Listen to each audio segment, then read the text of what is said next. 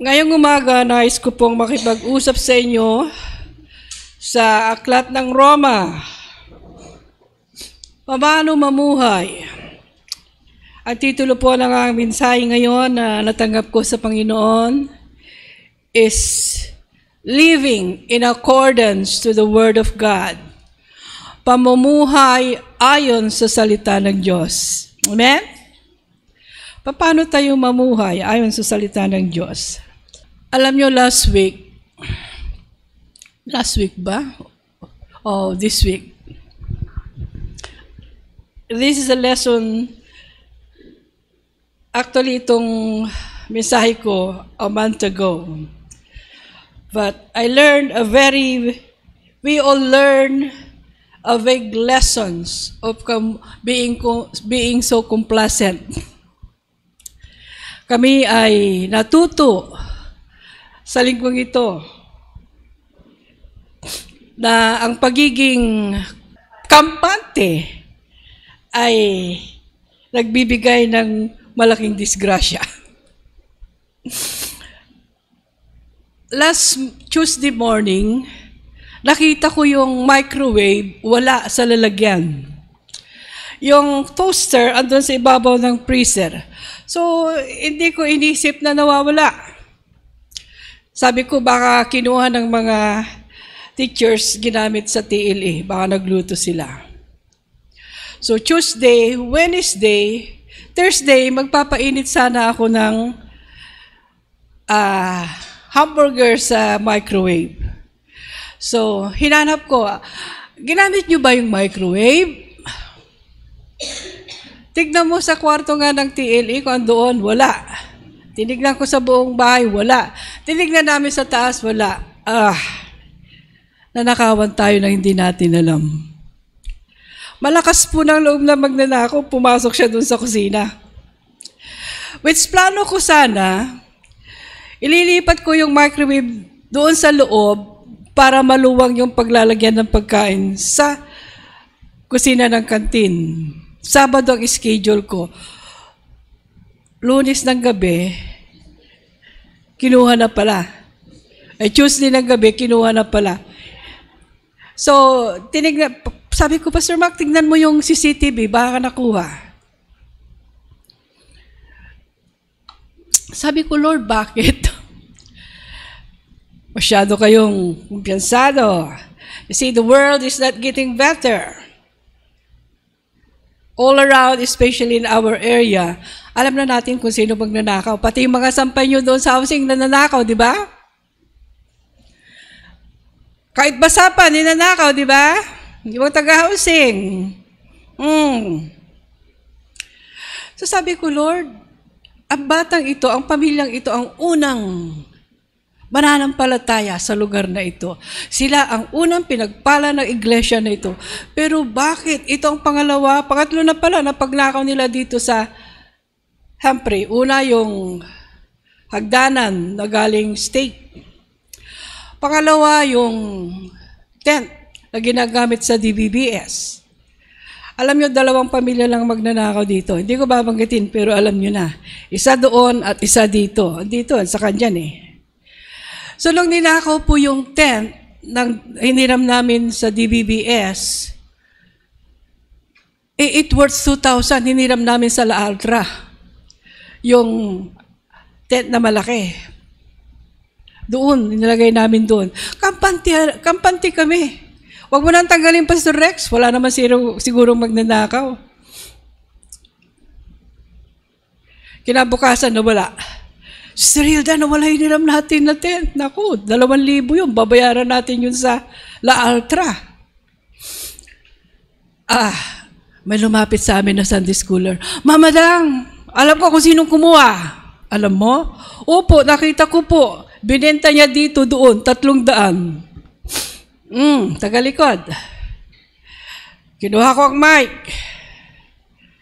Binibigyan kita ng 24 oras para isoli yung tent. Dahil kung hindi mo susoli, padadampot kita kung nasaan ka dahil kilala ka kung sino ka. Narinig nung magnanakaw sa likod, narinig nung anak nung taga doon, sinabi, galit si Mama Dang, ganyan, ganyan, ganyan. Within a minute, andyan na sila. Sister Hilda, bininta ni ganyan, ganyan. 300, wala kaming pantubos. Binigyan ko ng 100. 300. Balik mo. Binalik. Tagalikod. Yung kapatid ng taga-housing. Sila lang po ang magnanakaw dito. Anong gagawin mo, Mama Dang? Bakit hindi mo? Yun din yung pinicture ni Pastor Mac na umakyat, nagnakaw na abukado. Anong gagawin natin? Sabi ko, vengeance is mine, said the Lord, I will repay it. Give room for God's correction. So, bahala na si Lord. Mapupuno din ang kanilang sisidlan. There will be a time that they will pay for it. But sorry for them, nakarinig sila. There is no more sacrifice that need to be done for them except they will repent, yes. Paano pag namatay siya ng wala ng time of repentance? Gaya ng tatay niya, binaril. Hindi nga ibibigay yung bangkay pag hindi binalik yung mga ninakaw. See? So what lesson we have learned in this scenario? Huwag po tayong kampante. So ang ginawa, sabi ko, lagyan nyo nga ng susi yan. Palagi kong sinasabi, we just give it balikat until such time na nangyari ito. So ngayon may susi. Mayroon kami mga sekretong CCTV around na pag pumasok siya uli, huli siya. Huli ka, Balbon. Maybe that's the time that we can put them to jail. For good. Ano ang connection yon sa aking mensahe ngayong umaga? It's a lesson learned that being a child of God, being a believer, hindi tayo magiging kampante. We should not be complacent. Now, once we receive the Lord Jesus Christ as our personal Savior, that's the beginning and that's it. We are saved. No. Tinanggap natin ang ating Panginoong Hesus bilang tagatubos natin, bilang Diyos natin. Nag-umpisa pa lang tayo. We just started our journey to the place He had prepared for us. So, wag po tayong kampante. Ano po? Kung noong lumang tipan, pag nagkasala ka, kailangan mong mag-alay ng hayop. That was the procedure or that was the law that God has imposed to the Israelites. Pero alam niyo ba na sa bagong tipan mas matindi? The 10 become 2. Love God above all and love your neighbor as you love yourselves. Sa bagong tipan, iisipin mo pa lang, wala pang action, nagkasala ka na. Sa lumang tipan, gagawin mo muna bago ka magkasala.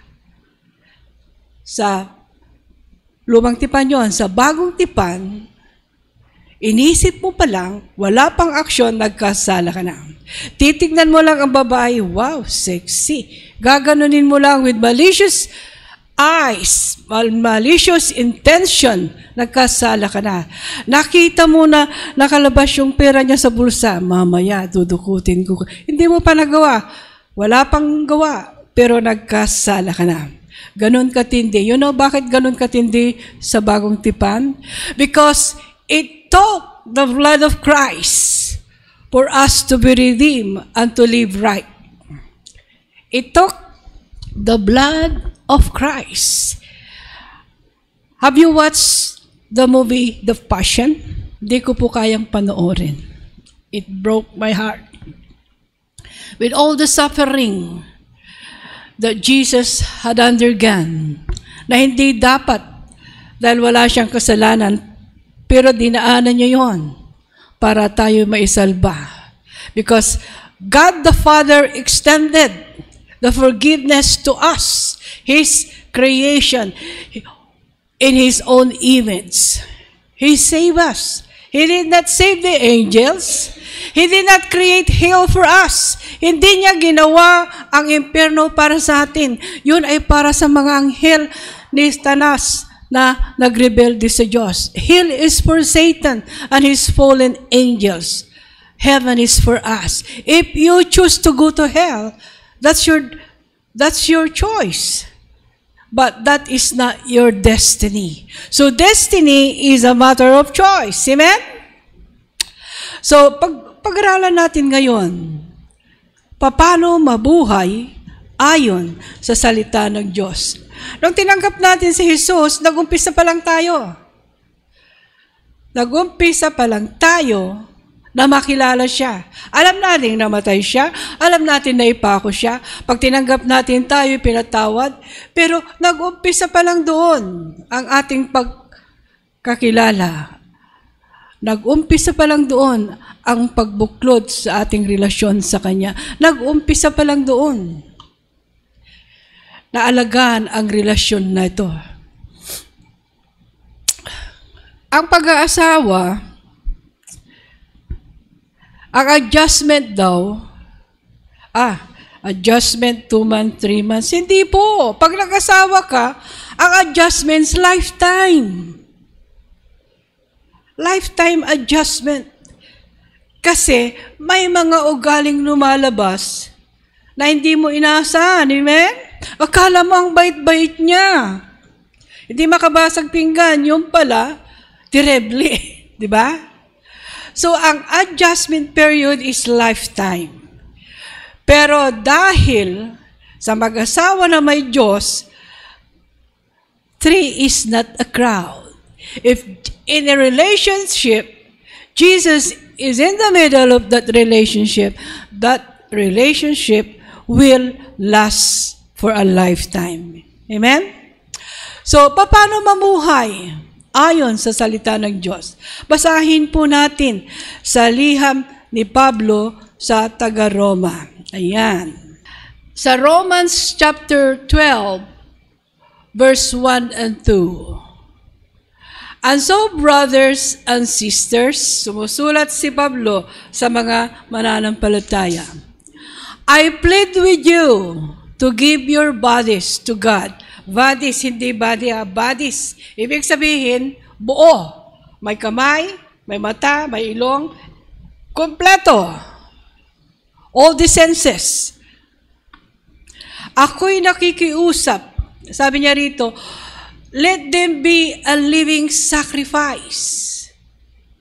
Holy, the kind the Lord can accept. I'm reading from the New International Version. When you think what He has done for you, is it too much to us to offer ourselves? Kinanta po natin yun. Thank you, Lord. What are we thanking the Lord? Anong pinapasalamat natin sa Panginoon? Pinapasalamat natin sa Kanya yung mga ginawa niya sa atin. Marami ba? Ewan ko sa inyo, sa akin po, marami po akong pwedeng ipagpasalamat sa Kanya.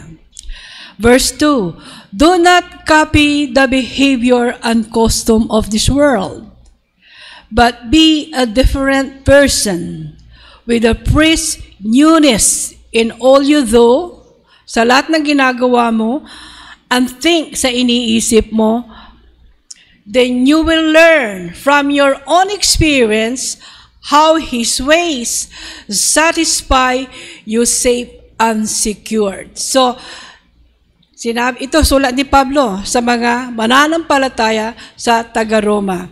Kaya mga kapatid, alang-alang sa masaganang habag ng Diyos sa atin, ako'y nakikiusap sa inyo na ialay ninyo ang inyong sarili bilang isang buhay na handog, banal at kalugod-lugod sa Diyos. Ito ang karapat-dapat na pagsamba sa Diyos. Ang karapat-dapat na pagsamba sa Diyos ay ang pag-alay sa ating mga sarili. Pag inalay natin ang ating sarili, walang maiiwan sa parte ng ating katawan. Ang ating mata, dapat pag tumingin, malinis, walang malisyosong tingin. Ang ating bunganga, pag magsalita, walang salitang masamang lumalabas. Ang ating tainga, hindi nakikinig sa mga maling gawa. Ang ating paa, dapat dinadala tayo sa tamang lugar. Ang ating pag-iisip, kaya sabi niya rito, that you will present your bodies, soul, lahat, spirit, whole being. Yun ang pwede mong ialay sa Panginoon. Huwag kayong makiayon sa takbo ng mundong ito. Sa halip, bayaan ninyong baguhin ng Diyos ang inyong pag-iisip upang maunawaan ninyo kung ano ang mabuti, kalugod-lugod at ganap na kalooban ng Diyos. Huwag tayong kampante. Huwag nating isipin na dahil matagal na tayong Kristiyano, okay na tayo. Hindi po. Dahil matagal na tayo, matanda na tayo, nakakaalam sa salita ng Diyos, ligtas na tayo. Hindi po. Hindi yun ang basihan ng kaligtasan. Ang basihan ng kaligtasan ay malinis na relasyon sa Panginoon. Ito ay inaalagaan, dinidiligan, at pinoprotektahan. Ang sulat ni Pablo sa mga taga-Roma ay isang pagtuturo kung paano mamuhay ng tama bilang mananampalataya. Alam niyo po, ang Pilipinas may saligang batas na tinatawag, the Philippines Constitution. At lahat tayo ay sakop ng batas na ito. Sabi nga, walang sino man, nobody excuse na ito'y maisakatuparan pag ikaw ay nagkamali. The law excuses no one. So is the law of the Lord excuses no one. The law is presented, the law was made to protect its people. Tayo. Saan tayo protektahan? Sa mga masasamang gawa. Pag ikaw ay mabuti, hindi mo kakatakutan ng batas. Amen? Kung hindi ka magnanakaw, wala kang takot. Kung hindi ka mamamatay tao, hindi ka magtatago. Ang batas ay ginawa para sa mga masasama, hindi para sa mabubuti. So is the word of the Lord. The word of the Lord teaches us how to live right in His sight. Tuturuan tayo para mamuhay ayon sa Kanyang salita. So, ang sulat ni Pablo, ang liham ni Apostol Pablo sa simbahan sa Roma ay naglalahad ng kanyang pangunahing pahayag ng Ebanghelyo at mga plano ng Diyos para sa lahat ng tao, pareho, Hudyo at Hintil. Ang aklat ng Roma ay tinawag na Constitution ng Kristyanismo. Ito yung batas ng mga mananampalataya. Ang Kristyanismong manifesto at katedral ng pananampalataya ng Kristyanismo. Ito ay kapansin-pansin sa pagiging pinakumpleto sulat ng doktrina ng Kristiyano. Pag isa kang mananampalataya, pag-aralan mo ang Romans. Pinag-aralan ko po ang Romans when I was in high school. At ang ginamit namin na textbooks, yung tinignan ko sa internet, meron pa. How to be a Christian without being religious. Bakit sinabi ng libro na ito na how to be a Christian without being religious? Kasi ang mga Hudyo, akala nila sila lang ang tama. Kaya nung dumating si Jesus at siya ay nangaral, ang persecutor niya, mga Hudyo, mga tao din niya. Kasi inaasahan nila na ang tagapagligtas ay darating, ipapanganak sa isang palasyo. Kaya lang ipinanganak siya sa isang sabsaban. Nagkataon ba na punong-puno ng mga tao ang Bethlehem during that time? No. It is the plan of God that Jesus will be born in a manger to signify the lowliness, the humbleness of this king. Hindi siya pinanganak sa palasyo. Dahil ang palasyo, pinapakita niya, it's picturing the richness, the highness, the hypocrisy of being rich.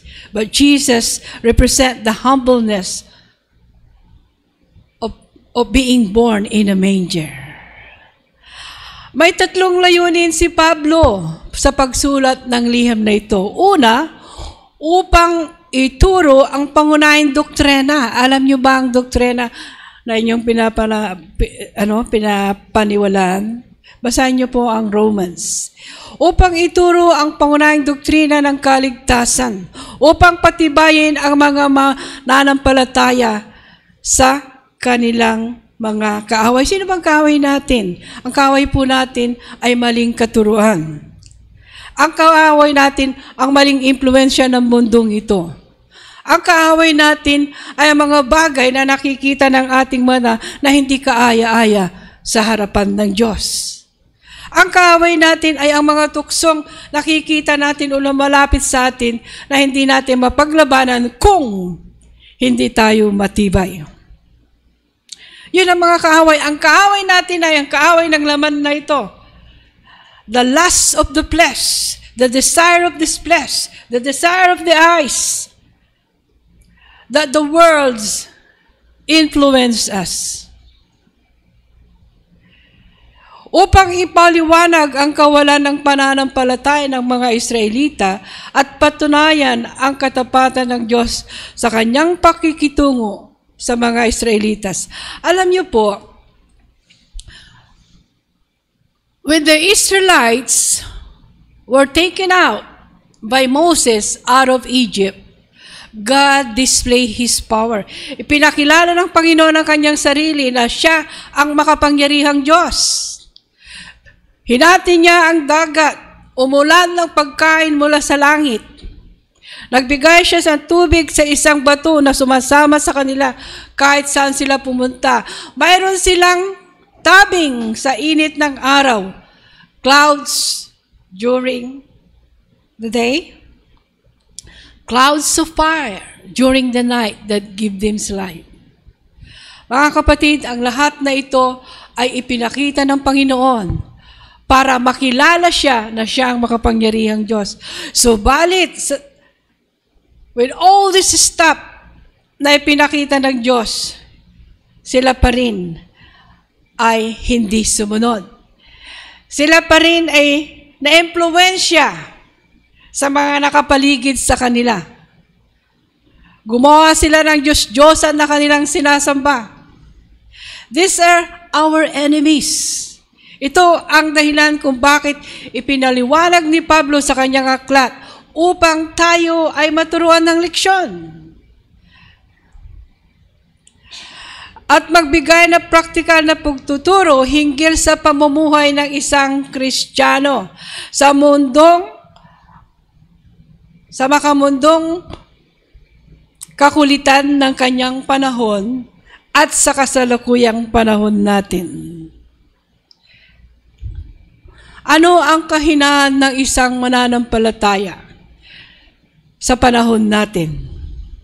Material things, di ba?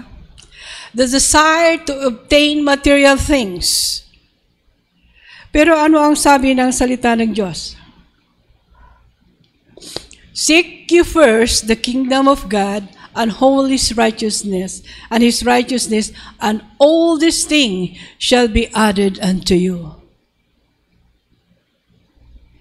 Hindi niya sinabing some things, but all these things. Alam niyo, ang unang aayusin ng Panginoon sa atin ay ang ating pananampalataya. Ipinaliwanag ito, ang kaligtasan ay tinanggap sa pamamagitan ng biyaya at ng pananampalataya. So once we accept the Lord Jesus Christ as our personal Lord and Savior, the journey begins. Ang pagbabiyahe sa lupang ito na kasama siya ay nag-umpisa. Salamat sa pangako ng Panginoon Sabi niya, I will not leave you alone. I will not leave you comfortless, defenseless. I will not leave you not knowing anything, but I will ask the Father to send the Comforter to help you, give you wisdom, give you understanding, give you knowledge. That is the work of the Holy Spirit in us. So, ang change is a process. Proseso ang pagbabago. Tinanggap mo ngayon si Jesus, boom, hindi twinkling of an eye, nabago ka na. Hindi twinkling of an eye, hindi ka na sinungaling. Hindi twinkling of an eye, hindi ka na magnanakaw. Hindi twinkling of an eye, hindi ka na magkakasala. It's a process that you will have to work it out. By what? By reading God's Word, by praying, by fellowshipping, by staying with the believers. As you feed yourself, this body with material food, ano ang gustong-gusto niyong pagkain? Sa edad kong ito, bihira na akong kumain ng meat. Vegetable na lang. Kahit ako nagluluto, tikim, pero hindi ako kumakain. You, as young as you are, you eat a balanced food. As young as you are, gaya ng si Jeline, si Rosemary, gusto mo pang taba? Kasi you need protein, fats, to develop your brain. Pero pag matanda ka na, hindi na pwede. High blood ka na. So if this body needs a balanced food, diet, to keep it healthy, how about your body, your soul, and spirit? Anong ipakakain nyo sa inyong espiritu? Ano ang kakainin ng inyong espiritu? How will you live a life in accordance to the Word of God if you don't feed your spiritual life? You don't pray? You don't go to church? You don't read your Bible? You don't study? You don't meditate? You don't spend time with God? How will you live a life in accordance to His Word? You will be a defeated, always defeated believer. Easily tempted. Madaling matukso. Madaling gumawa ng mga bagay na hindi karapat-dapat sa harapan ng Diyos. In Book of Romans, tinuro dito ni Pablo kung paano ang attitude, ang behavior ng isang mananampalataya. Kung ano ang lalabas sa kanyang bunganga, kung ano siya mag-behave, ano ang attitude niya, ano ang pakikitungo niya sa mga tao. All the detailed information is in Romans. I encourage you to read Romans. Kung gusto niyong lumago, gusto niyong pakainin ang inyong mga sarili ng good diet, spiritual, you are feeding your spiritual man. The spiritual man needs spiritual food. Like this mortal body need natural food. May mga matataba, may mga obese, pero walang laman ang kanilang spirito.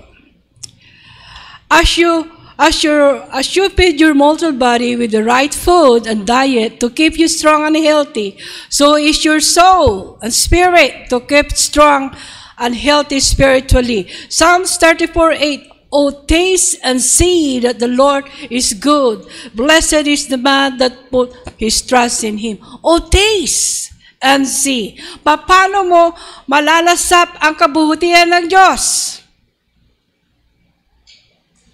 Paano mo makikita ang kabutihan ng Diyos sa iyong buhay? Paano? Paano kanya iniligtas sa kapahamakan? Paano kanya pinagaling? Paano? That is tasting the goodness of God. Blessed is the man, mapalad ang tao na nananalig sa kanya.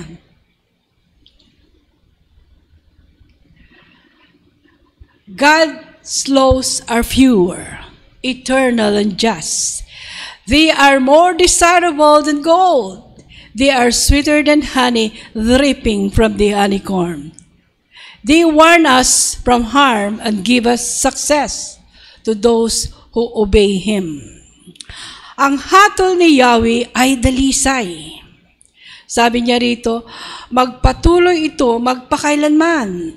Ang hatol ni Yahweh ay tunay na makatarungan, patas at walang kinikilingan. Mas nais pa ito kaysa isang gintong lantay, kaysa pulot pukyutan. Sweeter than honey. So you see, the Word of God is the food for the soul. O taste and see, they are more sweeter. Basahin niyo po ang Psalm. Ano ang sabi ni David? Your words are more sweeter than honey in the honeycomb. Nakatikim na kayo ng honey? Raw yun, organic, di ba matamis? Kahit kumain ka na marami hindi ka madadiabetic. Very organic, sweet. Ganon po ang salita. Ganon dapat ang pag-desire natin sa salita ng Diyos. Ganon dapat natin pakainin ang ating spiritual na buhay. Dahil pag hindi po natin ginagawa ito, talunan tayong Kristiyano. Talunan tayo. We are very insensitive sa kanyang conviction. Sometimes we harden our heart kasi hindi tayo sensitibo sa conviction ng banal na Espiritu. Why? Hindi tayo balanced diet. Sige, basta gusto natin. Gusto mo ng bulalo araw-araw kasi masarap, go ahead. After a week, atake di corazon. Gusto mo ang crispy pata araw-araw, go ahead. In a few weeks, atake di corazon. It should be a balanced diet. So what will happen to your spiritual man? Ano ang mangyayari sa inyong kaluluwa kung hindi mo ito pinapakain? Madaling ma-discourage, madaling mag-isip ng hindi tama, madaling makinig ng marites kahit hindi totoo naniniwala, madaling lahat ng bagay sa impluwensya ng mundo. Maalala ko po, ako po yung naligtas sa munang edad. So, ibig sabihin, ang impluwensya ko po ay bahay, church, school, outreach. When I was growing up as a teenager, this is my routine. Prayer meeting, Bible study, outreach, church, feeding, all activities and ministry inside the church. So, dito, gumulong ang aking mundo. Ang impluwensya ng mundo, sinasabi ko sa inyo lagi, na during my time, ang popular actress ng rock Philippine star is si Helen Gamboa. Siya po ang nag-uso ng miniskirt. Mini maxi. Sana maxi. Yung short ngayon. Yung nakalabis na yung pisngi ng puwet. Yun po yung maxi. I was in high school. I'm studying at Luzon Colleges, Luzon University na ngayon. Ako po, may uniform po sa school. Yung mga classmate ko talagang naka-miniskirt. But I'm wearing below the knee. Pag sinabing below the knee, hanggang dyan. So, ang tawag sa akin, Manang. Uy, andyan na si Manang, bigyan nyo ng daan. Palagi kong sinasabi, Manang nga, may utak naman. Kasi mga classmate ko naka-miniskirt, naka-makeup, etc. Oh, if you can see the words today, it's the same thing during my time. Yung short na yon, maxi noon.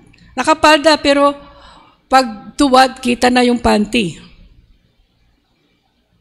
If you think it's worse ngayon, it's also worse then. But because the influence I have is house, church, school, activities, I keep that as a growing up teenager even during my college time. Nung ikinasal kami ni Pastor, I was working. Kami ay naimbita sa opening ng disco house ni Laila Hermosa sa Robinson. Kasi yung boss ng office na pinagtatrabahoan ko, kilala niya si Laila Hermosa. So we were invited kasi mayroon siyang promotion, Japan promotion. Pumunta po kami ni Pastor sa Robinson. Pagpasok namin, music na grabe, ilaw na. Lumabas po ako. You know why? Nababaliktad po yung sikmura ko. Nasusuka ako, nahihilo, masakit ang ulo ko. Why? I'm not used to it. That is not my world. Hindi yun ang mundo ko. Pero makikita mo yung mga bisita, naku, nagiinuman, nagsasayawan, they are having a good, that's their world. That's not mine. Sabi ko, doon ako sa labas, bossing. Nasusuka ako, I'm not used to it.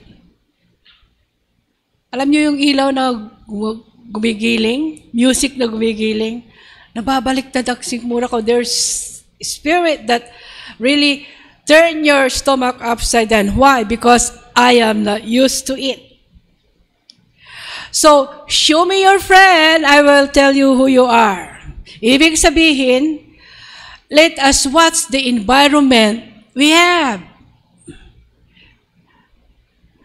Doon maalagaan natin ang ating spiritual na buhay. Kahit tayo ay nakapaligid, kung saan tayo mayroon ngayon, nakakarinig tayo na puro mura. Nakakarinig tayo na puro away, especially dito. Even the growing child.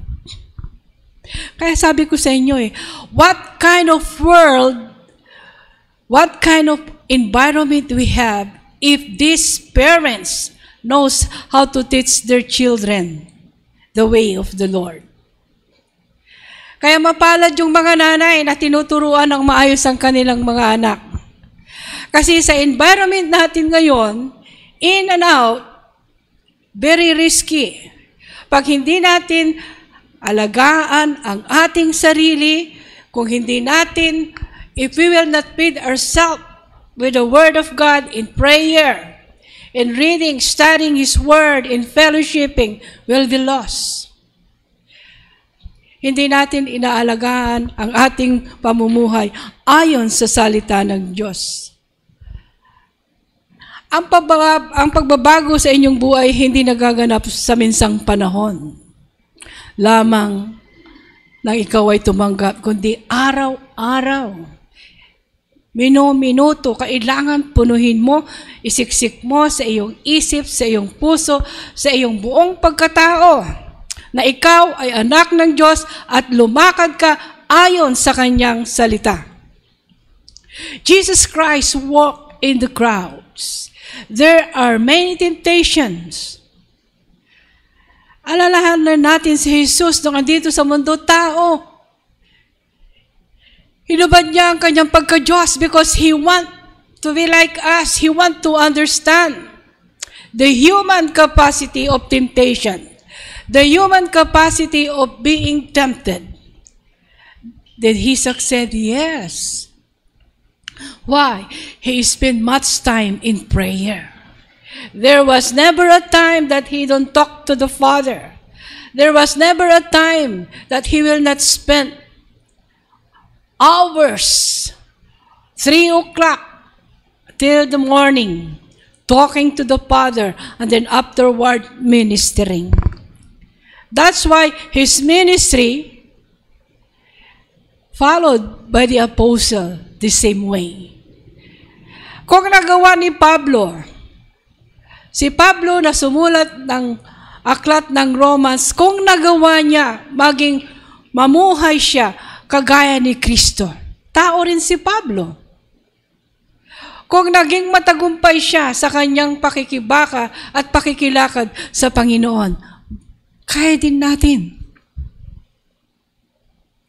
Gawin lang natin ang tamang proseso. Let us be faithful.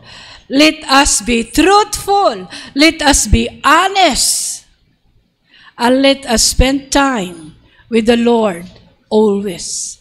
Sa Mark 8:36-37, sabi niya rito, what shall it profit the man if he gain the whole world and lose his own soul?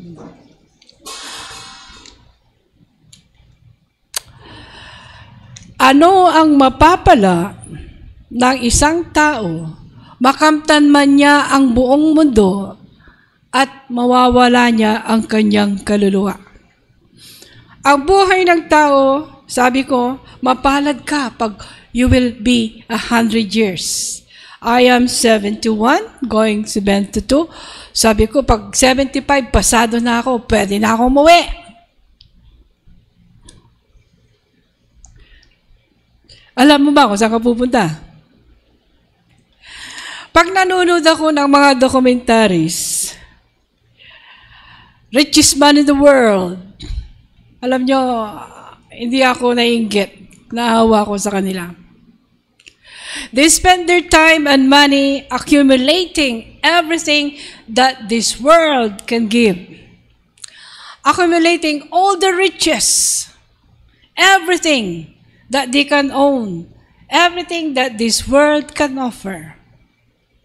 Pagkatapos mamatay sila, madadala nila yon? Hindi ako nainggit, naawa ako sa kanila. Why? I know their destiny. Alam ko na ang kanilang destinasyon. And I know my destiny. The devil is very deceptive. Deceptive po ang kaaway. Ang demonyo, ang palaging ginagamit niya ay deception. I-deceive ka niya. Ito, maganda ito, ganyan. Pag ganyan, ganyan, ganyan. You will be deceived by the enemy. And if you don't have the Holy Spirit in your life, hindi ka maging sensitibo sa kanyang tukso. Hindi mo alam, sa mga iniisip mo, sa mga tingin mo, nagkakasala ka na. Hindi mo pa ginagawa, andun na yung pagkakamali. Keep in mind that the only thing that will help you in your walk with God is your faith, ang inyong pananampalataya. Your faith will lead you to the promised land. So don't take your faith for granted. Your faith is not anything. Ang inyong pananampalataya ay hindi gaya ng isang baro na kukunin mo lang kung gusto mo. Ang pananampalataya ay hindi sinasantabi. Ang Diyos, hindi ka tumatawag sa Kanya lamang kung may kailangan ka. Pag may nararamdaman ka, at kung may problema ka, ang pananampalataya sa Kanya ay tuwina. Hindi mo siya kailangan, hindi mo lang siya tatawagin kung kailan mo siya kailangan, kundi ang relasyon sa Panginoon ay mahigpit.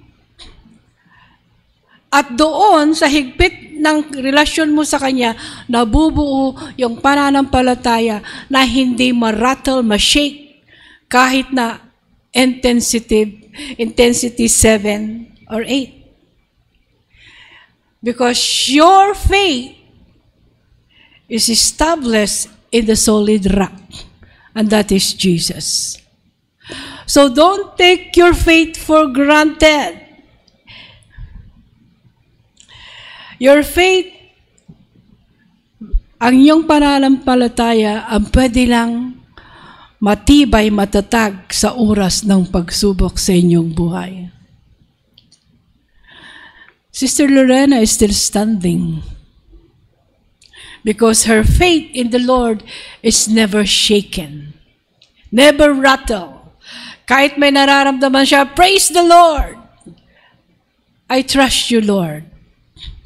Yun ang faith na hindi pwedeng gibain. matatag dahil nakatayo sa isang solidong bato at ang batong yon ay si Jesus. Hindi tayo mabubuhay ng 100 higit pa sa mundong ito. Lahat tayo ay babalik kung saan tayo kinuha ng Panginoon. Subalit ang ating kaluluwa at espiritu na Kanyang nilikha ay babalik sa Kanya. Keep in mind, hell is not for us. Heaven is our destiny. Heaven is our destiny. Hell is the destiny of the enemy.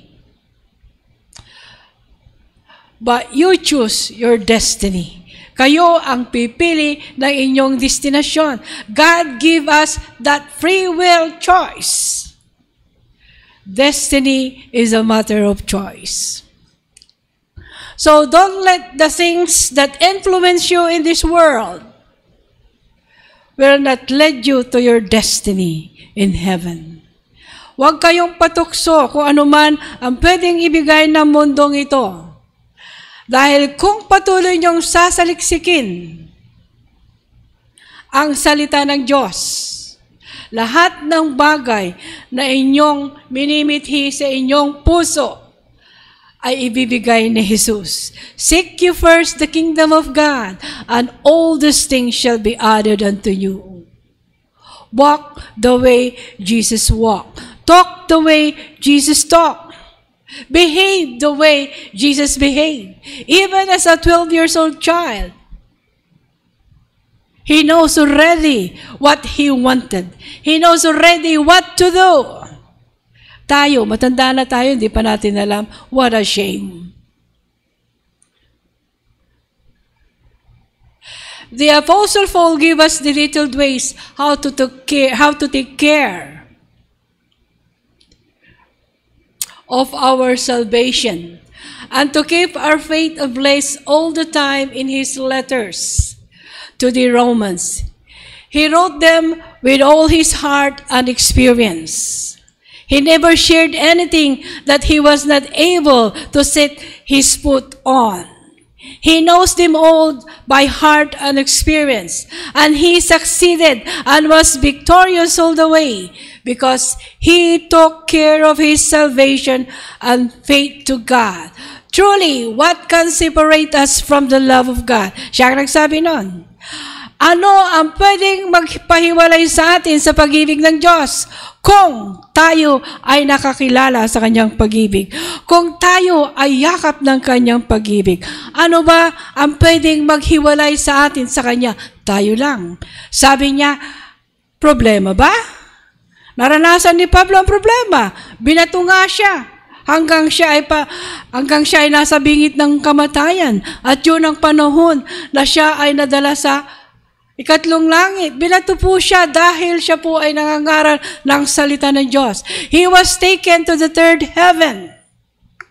And there he saw the marvelous, amazing revelation from God. And then after few hours, nabuhay siya muli.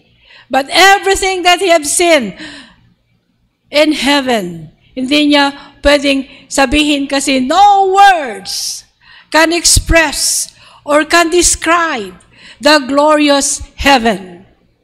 So sabi niya, ano ang pwedeng magpahiwalay sa atin sa pag-ibig ng Diyos?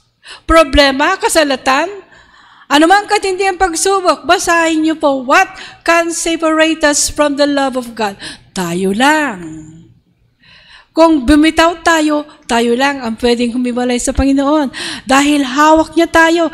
Kahit na anong higpit ng hawak niya sa atin, kung pakakawalan natin ang hawak na yon, tayo ay mawawala. Let us not be complacent. Akala natin, tayo'y ligtas na. No. Let us spend time with Him. Talk to Him. Pray with Him. Know His will. Para tayo ay Kanyang igabay. Only faith can lead us to the promised land. Ang ating pananampalataya sa Kanya ang magdadala sa atin sa buhay na walang hanggang. So, paano ka mamuhay? Ayon sa salita ng Diyos. Alam mo ba ang mga detalye, ang mga bagay na ito, na kung paano lumakad ayon sa salita ng Diyos, I encourage you, brothers and sisters, offering your life, your bodies as a living sacrifice is, anong sakripisyo yon? Isakripisyo mong pumunta sa simbahan, makinig ng salita ng Diyos. That is a sacrifice of worship. Isakripisyo mong makipag-usap sa Kanya, manalangin. You sacrifice to pray, sacrifice to read His Word, sacrifice to do what is right, sacrifice to be with Him all the time. Pag sinasabi natin, God is good all the time, amen. Walang buhay. God is good all the time. Pag sinabi mong amen, naranasan mo all the time that God is good. Si Pablo, naranasan niya lahat ng detalye na kanyang sinulat sa taga-Roma. You cannot share ang isang bagay na hindi mo naranasan. I'm sharing it to you what I have experienced in my Christian life. God healed me. God protect me. God keep me safe in every way. Because I never cease to talk to Him. I've been betrayed many times by people I love, by my father, and by those people whom I trust. And the only way that keep me strong, that keep me alive, that keep me going, is the faith I have with the Lord. The only thing that keep me strong with all the trials and problems in life that I encountered every day and its moment is the faith I have in God. What about yours? What keep you going? Paano kayo namumuhay ayon sa salita ng Diyos? Basahin niyo po ang Roma. Dinatalya ni Pablo kung paano lumakad na kasama ng Panginoon. Behavior, attitude, spirit, anything that you need to live a life in accordance to the Word of God. Read Romans. Namnamin nyo, lasapin nyo. That is the way how to read God's Word. Who taste and good and see that the Lord is good. And blessed is the man that put his trust in Him. Iwanan ko sa inyo ito. I'm going to leave this to you this morning. Live according to the Word of God. Mamuhay kayo ayon sa salita ng Diyos. At lahat ng inaasam nyo sa inyong mga puso, lahat ng minimithi nyo sa buhay, ay ipapakalob nyo sa inyo sa kanyang sariling kaparaanan. Hindi sa iniisip mong paraan, kundi sa kanyang sariling kaparaanan. When you go home today, open the book of Romans. Start reading, studying, and you will see how to live. You will learn how to walk. You will know how to feed your spiritual man. And God is going to bless you in His own way. Did we learn something today? Hallelujah. Let's all stand up. Father, thank you for your word.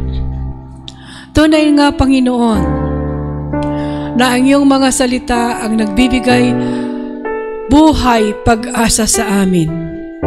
Sa aming pakikipaglakad at pakikibaka sa mundong ito, Panginoon, nakasama ka, walang hindi namin magagawa at mapagtatagumpayan dahil kasama ka namin. So, O Diyos, tulungan mo kami na pag-igiin ang aming pakikipaglakad sa iyo. Help us, Father, to live in accordance to your word. Help us to keep our relationship with you ablaze, fiery with the Holy Spirit, giving us all the strength that we need, sustaining us, Father, with wisdom, knowledge, and understanding, that we will not be misled by the enemy, but our faith, O Lord, will lead us all the way through the promised land. So, Lord, today we commit ourselves to you. Help us, O God. Help us to walk with you. Help us, Father, to think the way you think, to behave like you behave, to have an attitude like Christ. We know, Lord, it's hard, but thank you for your Holy Spirit that will give us the strength to do it, Father, for your glory, honor, and praise, so that people will see your glory in us and will praise you, O God, that truly we walk with you. It's day and it's moment. Let the words of our mouth, Father, be a season and salt to those who will hear us.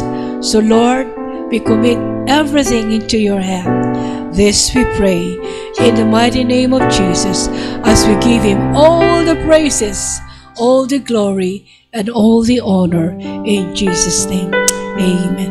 God bless us all.